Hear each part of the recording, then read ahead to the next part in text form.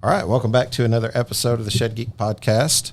And this is the first time I can say that I've done a podcast from a rolling shed. That's right. Been inside a shed before, done podcasts in a shed, but never one that actually goes down the road on wheels that I can remember. Keith, you want to introduce yourself to the audience, just who you are, your company, and a little bit about what you do. So my name is Keith Fromm. I own CSBKLLC, and which comprises of Custom Sheds by Keith, Custom Decks by Keith, Custom Backyard Offices by Keith, and Custom Tiny Homes by Keith. Okay. I like my name, Keith. It is a good name. It's a strong name. We're located in the Dallas-Fort Worth area. We service the entire Dallas-Fort Worth area. We also do projects beyond up in Oklahoma and Arkansas, building cabins, tiny houses, things like that. And that's what we do. Started the company 14 years ago after retiring from the advertising world, and haven't looked back since. Enjoy every day of it. So let's talk a little bit about your previous experience in advertising to make the jump from that to the construction world. What did you do in advertising? So I was in charge of print media. So I can't draw a stick figure, but so an ad would go through all the departments of creation and copyright, storyboards and things like that. And once it was complete, it would come into my department, and we would make sure that it was print ready to go into magazines, newspapers, things like that. Billboards. Make sure it would print properly. Okay. And then you said, "This makes sense. I want to jump right into building tiny homes." So, actually, my running joke for the last 3 years during my tenure at the agency was, "I'm going to quit and go build sheds." And God's got a sense of humor, and And so after I retired, I fished for a couple of years, named all the fish in the lake, and but I needed to get out there and do something. So I thought, well, I said I was going to go build sheds, so let's go build sheds. And so that's what I did. I feel like outside of the Lord having a sense of humor, I think He's blessed you with a really good sense of humor. We've spent some time here this morning, and I've picked up on just the little sayings that you have that are stored somewhere in there through your experiences, and they're just clever. They work good. I kind of feel like you have a little bit of comedic history in there. Like, do you get that often from folks? No, people just laugh at me. That's Fair enough. Okay. When they see me, they laugh. That's so right. Exactly. Maybe I look funny. I don't know. Exactly. I hope we're not videotaping this, because I've got a face for radio. Well, I'll tell you what. You also, and those of you have probably noticed it already, you have a voice for radio too. I feel like you sound great on the microphone, but that's probably because you too are a fellow podcaster or aspiring podcaster. I don't know how I would say that, but tell me a little bit about that adventure. Well, so beginning of the year, I created Making Shed Happen on YouTube. I just wanted to. I want to make a podcast. I say I wanted to. I haven't actually started it yet. I've got the channel. So Making Shed Happen on YouTube. Please follow me, even though there's nothing there. But I just want to educate. I want to educate people about sheds. Now, not everybody is going to buy my shed, and that's okay. But before you make a major purchase like that, you need to know what you're buying and the differences between different manufacturers. And so just an educated customer is a great customer for me. Absolutely. I think the more educated you are, the better decision you make. So we use the tagline education through entertainment.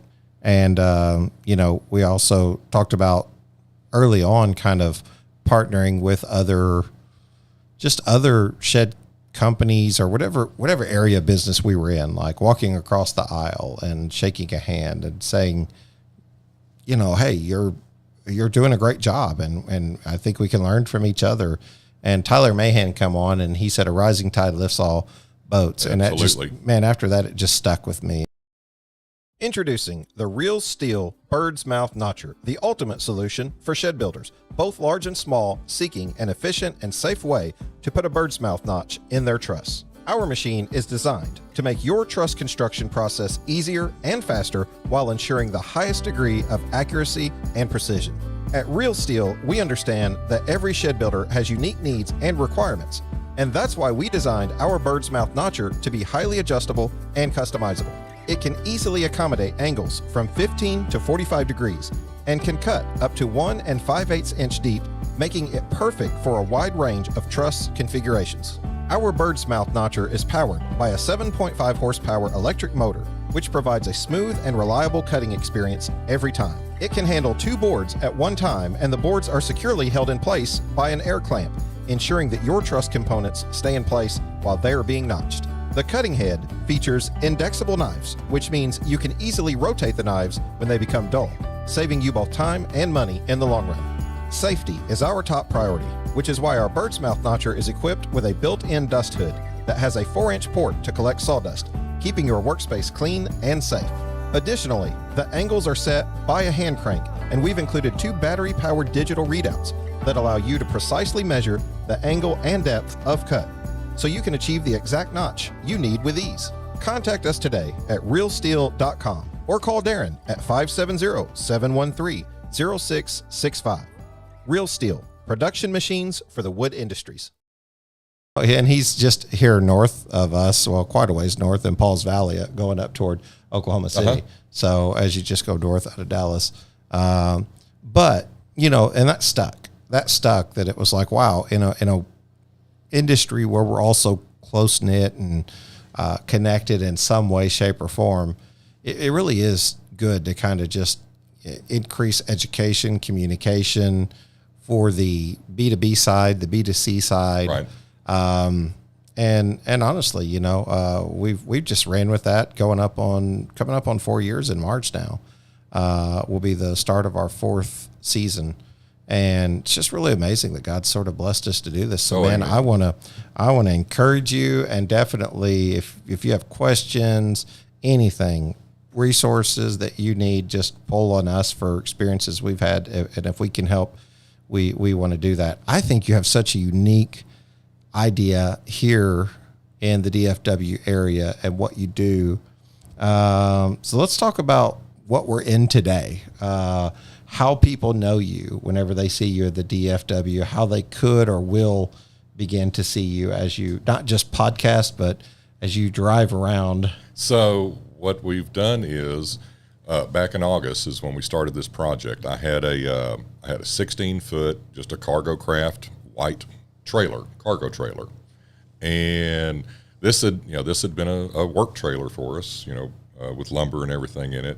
Of course, I overutilize all of my tools, and so I've broken the frame on it twice. And so, of course, I'd upgraded trailers. We now work out at 24-foot cargo trailers. But so this trailer had been sitting out, on my property for a couple of years, and I always knew I wanted to do something with it. And I kind of had an idea of what I wanted to do. But so finally one day, I had my guys out there, and we had a little off time, and so we ripped the cargo part off of the trailer, ripped it down to the frame, fixed the frame where I'd broken it twice, and then rebuilt what we call Big Blue. And basically, it's a 16-foot by 8-foot. I call it a rolling showroom and design studio. So we've got the outside of Big Blue is LP lap siding. The inside has shiplap. It also has tongue and groove pine on the ceiling. On the back wall, it's got the standard LP 4x8 sheet siding. So I've got different kinds of siding on here that you can put on the inside or the outside of your building. And of course, I've also got sample boards of cedar and hardy. But Big Blue was built to be a spectacle. Okay, I'm bragging. It's a beautiful trailer. I really think it's a beautiful model. But I built it to be a spectacle. I want people to point and look at it. And Absolutely. Of course, I've got big 2-foot by 2-foot QR codes on the outside. So I'm driving down the road and people are hitting it with their phone. And so how does that work? They click on the QR code and takes you straight to the website. So then next thing you know, they can inquire about a quote. Fill out a quote request form right there on the website. Hopefully not while they're driving. Yeah. But if they're the passenger, they could. Yeah, at the website, we've got pricing. We've got how we build a building. We build every building custom on site. Okay. At better than house construction quality. Plus, I employ skilled carpenters to build my buildings. So you don't have Custom Sheds by Keith builds custom buildings. You design it aesthetically and functionally to the way you want it. We've built triangle-shaped sheds. We've built pentagon-shaped lake houses. We had a customer one time. Their HOA would only allow them to build 12 by 12 size. And so they said, okay, we can do that. And they made it 2-story. So 12 by 12, we call it the rocket ship. No regulations on the height. No regulations on the height. It just couldn't be any bigger than 12 by 12. Okay. So perfect. So again, everything's custom. You design it. You work with our director we can create renderings for you of your building. We work with your HOAs to get approval. We can pull all the permits and then go from there. I was going to ask how that process is, because you service primarily in the DFW area. Correct. I would imagine with on-site builds, you're in a lot, maybe a large percentage of HOA. Correct. Territory. Probably about 50%. Okay. And then, what is the approach? Does the customer have to spend a lot of time, So what happens is very, very first question we ask is, are you in an HOA? Okay, so yes, we're in an HOA. Okay, will you please send us a copy of your guidelines? So they'll email us a PDF of their HOA guidelines, and then from there, we work with the customer to make suggestions about the building style, because a lot of HOAs, you have to match the style of the house that you're at. Yeah, you have to match the paint. You have to match the shingles. You have to, different things. So from that information, we'll take that and just do a quick rendering of what the building would look like. Customer approves it, and we mail it to the HOA and say, will you approve this, please? Very nice. So you spend a little time on the customer acquisition. Absolutely. For sure, for you guys. How large will you build? Just whatever they'll allow, if that's what the customer wants? If that's what the customer wants, yeah. Okay. And of course, and there's also city. I mean, it's not just the HOA. Yeah. So you've got the city to consider also. Yeah. If the HOA will allow a 12 by 24, but the city will only allow an 8 by 10.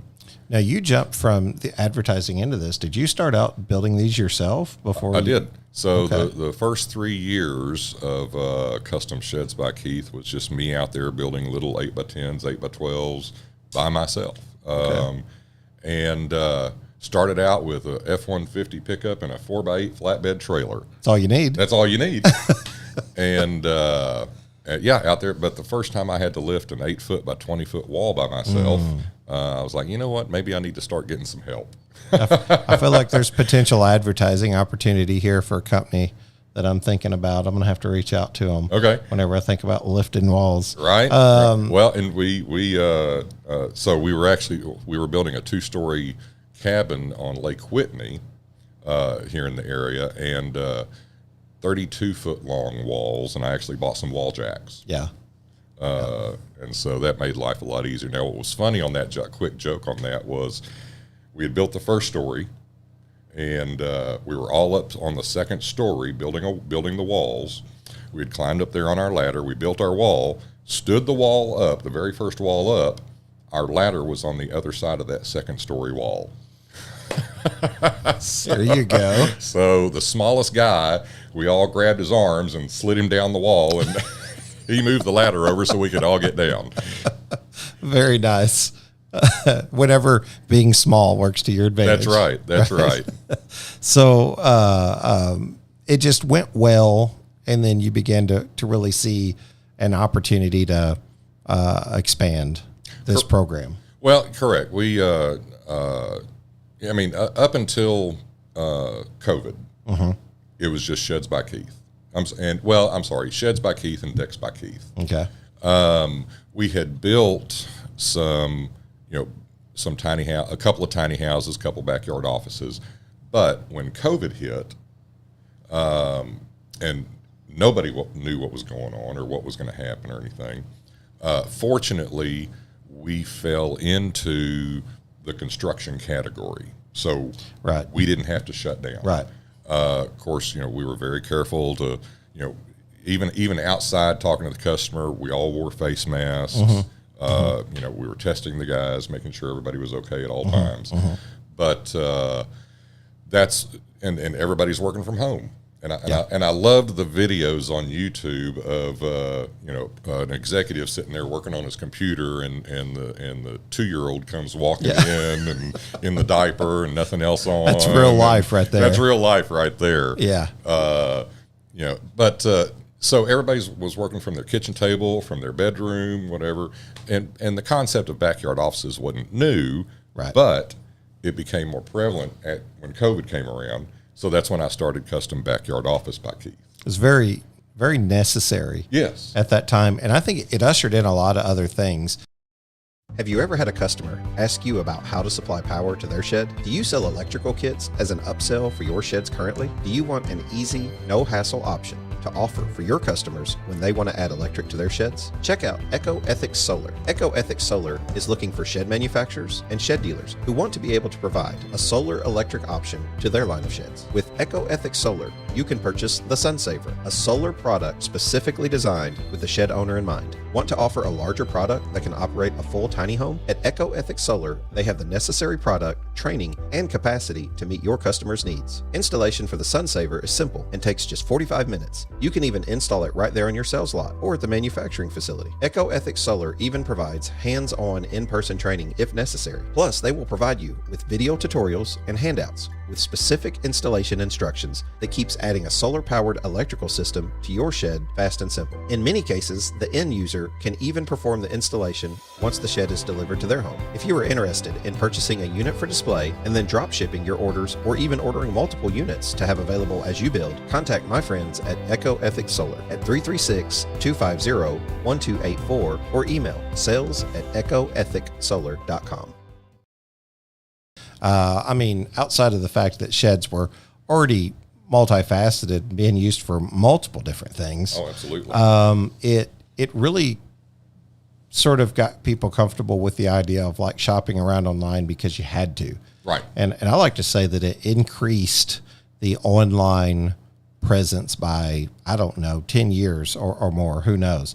But it really began to get people excited, maybe not excited, but to support the idea of looking online at least whenever they begin to shop for things. You couldn't just go to the market and just, in most cases, just look around. I guess. Well, you can't. You had the mask and all that your stuff. Your big box stores, have them sitting out in the parking lot. Yeah. But even before COVID, people were taking their garden sheds and turning them into man caves and she sheds. Yeah. And so things just when COVID came around, it just kind of opened everybody's eyes. Hey, I can't go anywhere. Let's do something with this shed and make our own escape. So what did you find? What's your experience been jumping in? Did you have a lot of experience in building sheds when you got started? What was that experience like, or what are some of the difficult points of like jumping into this industry that you found? Well, it wasn't like I just said, I'm going to go build sheds and just started doing it. Before during my corporate years, I did have some rental properties and so I did know how to build. I enjoyed building. I enjoyed building things. Gotcha. I'd build a couple of sheds of my own, but. So those first 3 years was, I knew how to build a shed. I knew how I wanted to build a shed my way, and so those first 3 years was me just honing my craft, honing my skills, honing how I wanted to build my buildings. Now, that being said, if my very first customer is listening right now, your building is built just as well as we build them today. Yeah, yeah. But what's changed a lot is our aesthetics. Okay. So we've come a long way with aesthetics of the buildings. There's a lot of portable shed guys that will also offer on-site builds. They'll send a crew out there. Some companies that do that, some that don't. Do you feel like this is a direction the shed industry is coming from or going to, that we'll see more on-site builds or less? I'm not quite sure. Me either. Now, there's a lot of situations that is the only way you can build it is on site. True. We recently finished up a 26 by 26 that was customer's backyard, but the backyard was 30 feet lower than the front yard, so it was down a hill. There was no other access, so you can't get a shed dolly back there. Yeah. And plus, the biggest path he had was 4 feet because we had fence, pool, 2 feet on the other side of the house. So yeah, there was no way to get a portable building back there. We have a good friend that listens over in Europe, and they only build on site. Mm-hmm. There's no hauling side and transportation side. It's just on site only. And we actually had him on early on in the episode. Thankful to him because he's a avid listener. So appreciate you, Tom Burbage, over there in England. But it's unique, and I almost wonder sometimes, is it just kind of an added benefit for the shed guys that do want to start doing on-sites? Are there partnership opportunities for folks like yourself with those local companies who say, hey, we'll just get Sheds by Keith absolutely involved? I mean, would you welcome that? I would absolutely welcome that. Because building on site is, I'm not going to say, there's an art to it. Yeah. You don't have a perfectly flat surface anywhere you go. We built a 16-foot long building where we had 2 inches off the ground on one side, and we were 4 feet off the ground on the other side. Yeah. So obviously the 2-inch side we're putting blocks, the 4-foot side we're putting post and concrete. Right. Yeah. And then of course we also skirt all of our buildings, and we contour the ground of the skirting. Yeah. So a lot of custom work, hence custom sheds. Absolutely. Also in the name. It's not just in the aesthetics and the design of the shed, but it's kind of that aftercare, if you will. Right. Just finishing up, button up everything on the shed and the ground around it. And that makes a lot of sense because, there's an RTO caliber, financing caliber side to much of the shed industry and what we do. And all of a sudden, if that's a rental month by month, can't get in there and take that thing away. So this is more of a permanent structure. The idea being that. So one of the things that we do is we create a solid base for our buildings. We're burying 16-inch by 16-inch house leveling blocks underneath the building. We are not building our buildings on skids. We bury those blocks, we build and level the building on concrete blocks, but then we also support every single floor joist down the middle with concrete blocks. So we're building essentially a little pier and beam house. And then we're also putting 16-inch earth anchors. For those in there, and then cabling those to the building. Yeah. So yes, you can move a building, but it's just good. And a funny story, any business needs good reviews. Right. And, fortunately we have plenty of them, but one in particular, there was a customer we built a shed for, and 2 years later he was selling his house, but he had to take his shed with him. He wanted to take a shed with him. So he called a shed mover. The shed mover actually wrote a review for Sheds by Keith. No way. Because he says, I've never moved a building built this well before. That's awesome. It was pretty, and I actually called him and I said, man, I appreciate you. He says, I've never seen anything like it. He said, I thought I was moving a house. That's great. I'd almost be curious to go back through the Shed Haulers page and see if we haven't seen that thing show up already. Because we probably have. Managing your rent-to-own contracts just got easier with RTO Smart. Designed by leaders in the rent-to-own storage industry, RTO Smart was handcrafted to enable you with the tools needed to manage your own contracts your way without using a third-party rent-to-own company. RTO Smart is your one-stop shop, allowing you to generate contracts and manage customer accounts from start to finish while maintaining simplicity and flexibility. Call us today at 316-618-9396 or visit our website at rtosmart.com to schedule a live demo and discover why RTO Smart may be right for your business. A lot of great shed haulers down here in this neck of the woods for sure. And just a lot of shed manufacturers in Texas. Of course, DFW is a growing area. Right. Absolutely. You're native, I think, to DFW, and we kind of talked about what you're seeing in this area that ultimately leads to a good reason to be in the area building sheds. Oh, absolutely. So the Dallas-Fort Worth area, all the cities in the Dallas-Fort Worth area have done such a great job of selling the Metroplex to corporations, and have lots of tax incentives for corporations moving to the Dallas-Fort Worth area. And so because of that, I mean, we have a housing shortage. There's not enough houses for the people moving here. We've got 1 million people moving here in the next 5 years. Maybe 1,000,00001. I don't know. There you go. We'll come on down. I can dream. There you go. DFW is just, I mean, if you find a patch of dirt, it won't be there in 6 months. It'll be a house. Yeah. Yeah. For sure.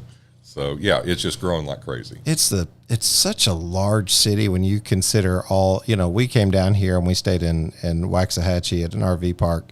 In Texas, we call it Waxahachie. Waxahachie. I've heard that once or twice now already. I've gotten all of them wrong, Keith. Everywhere I go, I always, I bring some kind of a different name to it. My favorite was Corsicana. What did I say? It's Corsicana. Corsicana, and I would say Corsicana. There you go. Yeah, I don't know. Making fun of the host now. No, that's good. That's good. I get them wrong all the time. I get the names wrong all the time. But yeah, it's from Denton down to Waxahachie. Yeah. I mean, you can drive for an hour. Yeah. And there's something in every direction. Yeah. I mean, every major highway in DFW, I mean, you don't know when you're leaving one city and entering another. I feel like, what do they say? Like Los Angeles County has like 14 million people in it. But man, if DFW isn't the runner-up. Right. I mean, at New York, obviously, in the Boston, Washington area, all that, Philly.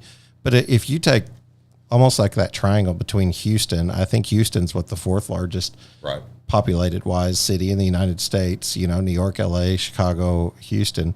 And then you got DFW and all it has, and then San Antonio and everything between, Austin, Waco, and then all the little towns between. Sometimes I feel like when I come down here in that system, you could buy up anything in that triangle. Oh yeah. And it's going to be very valuable now moving forward. And for a shed builder, though, all these municipalities make it a real problem in that. So DFW, like I said, has about 200 municipalities, and not a single one of them is the same when it comes to the code for building a shed or an accessory building. The city of Fort Worth, you have to have a permit for everything. City of Dallas, you don't have to have a permit until it gets bigger than 200 square feet. Okay. Talking about the growth of the DFW area, Weatherford out west of DFW, Weatherford, used to be a population of about 2,000. Well, 10 years ago, when they started running out of room in the middle of Fort Worth to build houses, they started building executive homes in Weatherford to be, housing for the people who work in Fort Worth. Well, the first thing Weatherford did was change a lot of their codes, one of them being any shed over 8 by 10 had to be bricked. Interesting. Yeah, and so of course there was a big upheaval about that, and they changed that code. But so there is no rhyme or reason to any code in the area as far as permitting. Well, and you're being a native sort of here. in Dallas, that's your bread and butter. That's who you're wanting to reach. You're, through your Big Blue adventures, Big Blue, through your podcasting adventures, sort of become, very valuable to that shed customer, right here in this area, and sort of like brand yourself in that way. We've got some other friends down here that build sheds on site, and then several that build sheds as far as like portable structures go. And I think it's interesting. I think you can't go wrong here being in sheds right now. I mean, people are always in need of storage. Even the public storage units are going up all over the place down here. All over the place. Yeah, it's an example, and it's a testament to, we won't get too deep on this, but probably how politics plays into the role of business in a state. To some extent, I can't help it but think people want to come to Texas for many reasons. Right. Well, and even though we've got the population, the cost of living here is lower than a lot of places in the country. For sure. Yeah, absolutely. Yeah, I don't know. We always like it. I've been to Texas a handful of times now, 5 or 6 different times, and I have enjoyed it thoroughly every time. The people down here are just as nice as can be. I know that whenever you live in an area, you can always say we've had different experiences, and you will. But as a general rule, it seems whenever we come down here, everyone's so kind, everyone's so friendly, welcoming. We try to welcome you Northerners. Yeah, I know. I'm a Yankee technically. I always tell people where we sit geographically is lower than the majority of the state of Kentucky, but somehow we're still Yankees because we crossed that river and we're in Illinois. It was actually the lowest. Let's see, how do I say this? It was the lowest point of all the northern states. Okay. So people would funnel up through the Mississippi River, where the confluence of the Ohio and Mississippi would meet. Gotcha. And that became just sort of, they had, if anybody's ever been to Cairo, see, we call it Cairo, Illinois. It's Little Egypt. Okay. Because a lot of people say Cairo, and you got Thebes and Karnak and a lot of these other towns that Lewis and Clark named them after, but we call it Cairo. So like, I get to correct people whenever they're in the area, because they always call it Cairo. And it's kind of interesting. But I love being right there where we are, because I get to visit so many shed lots, and I can be 10 hours to almost any of them. Right. In most cases. So it works out really good. Well, we welcome you down here to the great country of Texas. Man, it's just great down here. My son loves it. I'm afraid he's gonna try to move down here before we do. Need a job? Yeah. Yeah. He's like, yeah, sure. He's 19 and he's got the world by the tail right now, Keith. I remember that. Yeah. It's been a bit ago. Hi, I'm Dylan from the Shed Geek marketing team, and I want to address a common misconception about marketing. Often people approach us for just one service, like social media management, where we plan and schedule your monthly posts. While this is a valuable time saver, it's just one piece of your complete marketing strategy, much like a shed with its various components. Let's simplify it. Think of your social media channels and Google My Business as the foundation, similar to the runners of a shed. They support your digital storefront, your website, which is like the floor joists and band boards. To enhance your marketing, you'll need tools like Google Analytics, Facebook Pixel, and Google Tags, which are like the walls. These tools help track the success of your campaigns, measuring form submissions, 3D shed creations, and phone calls generated by our ads. Now, let's talk about the roof. Meta and Google ad campaigns. These are the top layers that complete your marketing shed. While you may inquire about one specific service, remember, they all contribute to the overall structure of your marketing strategy. At Shed Geek Marketing, we're happy to work on one individual aspect, but our goal is to build a comprehensive marketing shed that will truly stand out in the digital landscape. If you're ready to talk about your marketing strategy that will take your shed business to the next level, just go to shedgeek.com and fill out a submission form or contact the Shed Geek for more information. What do you make of this? Whenever you're driving Big Blue around, you got these QR codes on the outside of this thing. What do people think? Oh, I love it. What do you experience? They're pointing and looking. I mean, I'll be driving down. Now, you're talking about the sheds still, right? Right. Okay. Watch it. not make this personal. No, that and I built Big Blue to be a spectacle. I wanted people to point and look, I mean it.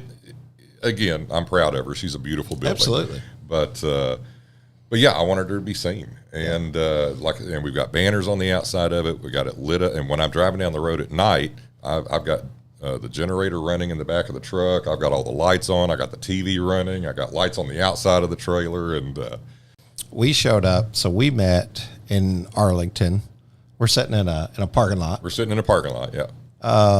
And you said a fella kept looking over here. Yeah. As you was waiting on us to show up. Yeah. So I'd been here about 10 minutes. I was setting up, lights and stuff, and a gentleman had walked over and was actually hitting with the QR code.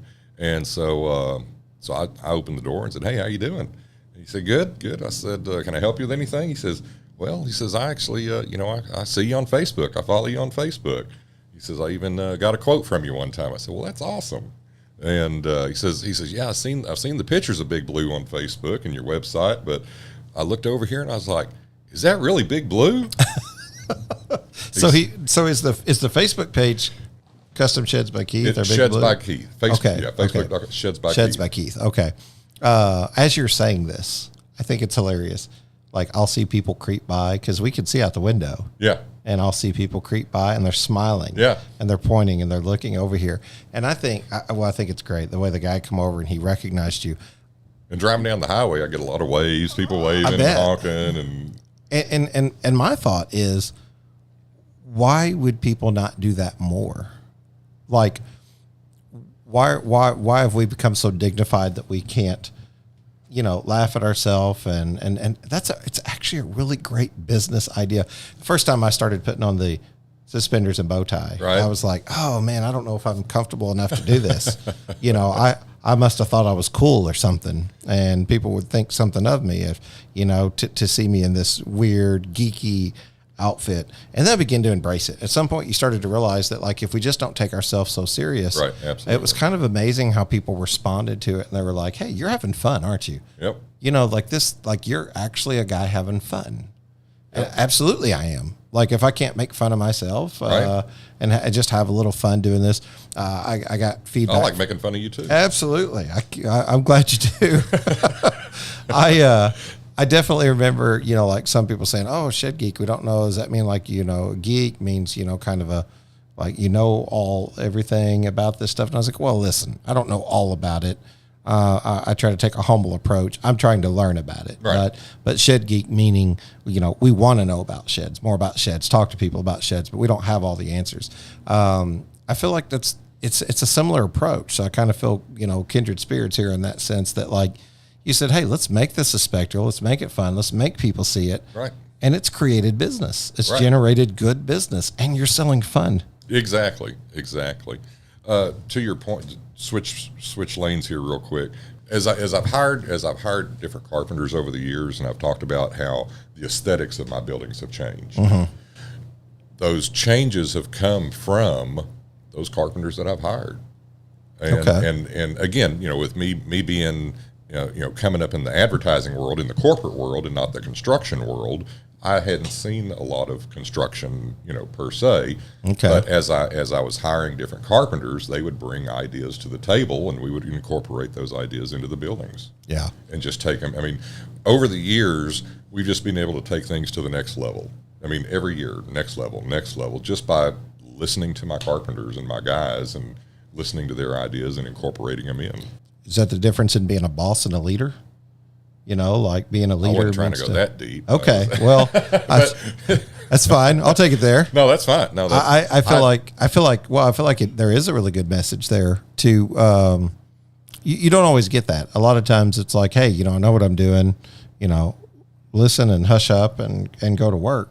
Well, and no, absolutely not. I mean, there are certain things that we.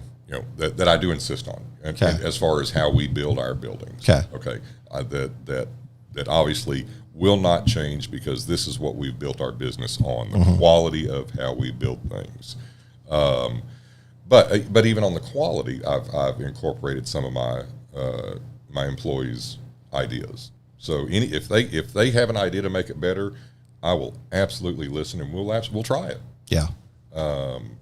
So, but yeah, my buildings have evolved over the years because of the input of my people. Do you feel like even the customer's vision and creativity has kind of helped? Oh, absolutely. I mean, absolutely. I mean, there's been some times when, customer wanted to do something, and of course I'm just sitting there shaking my head going, absolutely, yeah, we can do that. Then I get back to the office and I go, okay, how are we going to do this? I love that you almost had a slip there where you said shaking my shed. Yeah. Almost. I feel like there needs to be more vernacular. More puns. More puns. That's right. That we come up with like that. We love stuff like that. And you said like one of yours is making shed happen. Making shed happen. Yep. So I love that. Yep. And that's the YouTube channel that you have. Go check out the YouTube channel for sure, guys, right now. Just take the time to do it and go click on it. I appreciate it. Keith, what's your approach to a customer whenever they come in? What's your philosophy? What do you want people in the DFW area to take away from getting a custom shed by Keith? So my approach and my philosophy is I am not a salesman. I don't want to be a salesman. If obviously people will come to the website or call me up and say, hey, I'd like to get a quote. So we will, get the specifics, what size do you want, what style, whatever, and work up a quote. Now, all of our quotes are itemized. I mean, I am full transparency. Mm-hmm. Okay, there is no secrets behind what we do. So here's an itemized quote, and then I'm going to flood you with a whole bunch of other information about the company, about how we build, pictures of similar buildings, things like that. And so, here's my quote, here's my price, here's the information. I would love to build this for you. Mm-hmm. If I can't build this for you, then I wish you the best of luck. Mm-hmm. Mm-hmm. There isn't. I'm not a salesman. Yeah. Just period. Where do you want it to go ultimately? You've got all of these other adventures outside of even sheds. It's kind of the bread and the butter. Unless you have a deck that's sitting on a trailer somewhere that you drive around and all these other things. For now it's Big Blue driving around. Now I will tell you one vision I do have for another trailer is I want to build, and actually I had this vision for a trailer before Big Blue, was I want to build a trailer that looks like a caboose. Oh, that'd be train neat. Caboose. Yeah. I want to set up model trains on the inside, and I want to take it around to children's hospitals. Very nice. And things like that. Very nice. And gosh, what a cool idea. Put little mini cameras on the engines and broadcast that up to the kids who can't come down. And I think of that being a very faith-driven adventure for you, and we've kind of talked about that, and even how addressing those things publicly in your business matter. Mm-hmm. Absolutely. The hat you have on today, we kind of talked about your hat. Yep. Real men pray every day. Yep. And how that kind of. And I wore my dirty hat today. I've got 4 or 5 days. That's a working man's hat. This is the working hat. I forgot to grab the new one that I usually wear in public, and not on the job site. But it's okay to kind of incorporate those things into your business model, not to push it down someone's throat. No. Necessarily, but to be respectful and kind, and not forgetting your roots and your maker. And if somebody wants to ask me about my faith, then I'd be happy to talk to them about it. Yeah. And it kind of, it probably creates a bit of a, just on that first time that you meet them, kind of gives them a little bit of peace, maybe, for most people. And I hope so. I hope that, before I meet them, hopefully they've been through my Facebook page and my website, and they've seen my faith on there. There's been times when I'll be driving down the road at 6:30 in the morning on the way to the job site, and beautiful sunrise, and I'll just take a picture of it and post it. Thank you, Lord, for this beautiful day. Thank you for the ability to do what I do. Yeah. No, I think that's great. I think that it's okay to incorporate that into our business, where a lot of people say it's not. I feel like it's just I don't know. We had somebody on this trip even say thank you for praying on the show. a lot of people won't do that. They won't use a platform to do that. And I say, well, I can't imagine not giving thanks for all that's been given to me. Oh, so. Absolutely. I mean, I feel like much has been given to me, so much is I have to give back. Yeah, that's right. Which I haven't even started to give back. I hope I can give back a lot more than I have. Well, let's get into that.